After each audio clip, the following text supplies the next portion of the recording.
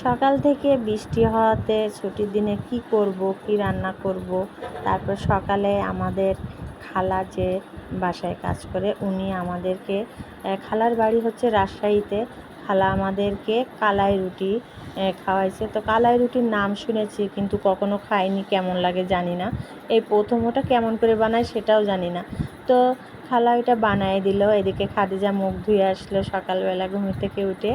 তো ওটা বানাতে বানাতে আমার বাসি যে খাবার ছিল আমরা সেটাই শুটকি দিয়ে খেয়ে নিলাম।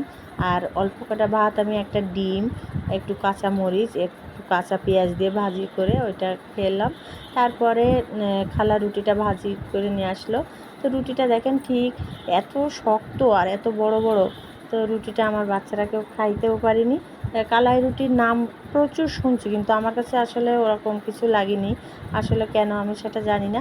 তারপরে এই যে দুপুরের রান্না